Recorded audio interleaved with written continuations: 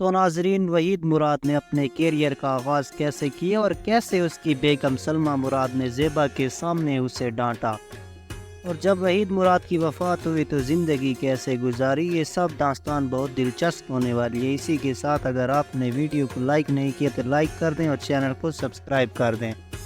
تو ناظرین، وحید مراد کے ایک نامور پاکستان فلم ادارہ، پروڈیوسر اور اسکرپٹ مصنف تھے۔ وہ اپنی مدر آواز، پرکشش شخصیت اور غیر معمولی اداکاری کی وجہ سے نہ صرف پاکستان بلکہ جنوبی ایشیا میں مشہور تھے۔ اپنی بے مثال اداکاری اور مقناطیسی شخصیت کی وجہ سے وہ چاکلیٹی ہیرو کے نام سے بھی پہچانے جاتے ہیں۔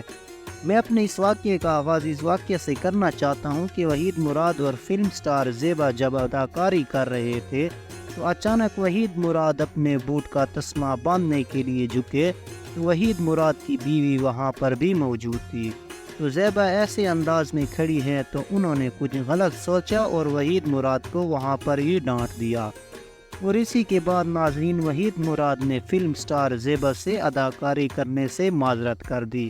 اور ناظرین، اسی کے بعد آپ کو معلوم تو ہو گیا ہوگا کہ سلمیٰ مراد کس طرح کی جاہ و جلال والی عورت ہوا کرتی تھی۔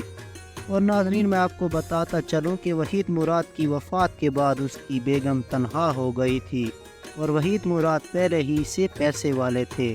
تو ناظرین، وحید مراد کے والد نے وحید مراد کو اپنا اسٹوڈیو دیا تھا اور اس اسٹوڈیو سے سارا گھر کا نظام چلایا کرتا تھا، اور وحید مراد کی وفات کے بعد بھی اس کی بیگم نے اسی اسٹوڈیو سے اپنے بچوں کی پرورش کرتی رہی، سارے گھر کا نظام چلایا کرتی تھی۔ اور ناظرین، اسی کے بعد جب وحید مراد کی بیوی بھی لمبے عرصے کے بعد وفات پا گئی، جس کو بچپن ہی سے ڈپریشن کا شکار تھا، اور وہ بہت بوڑھی عورت تھی، اور بساط بوڑھاپا خود ہی ایک بیماری ہے۔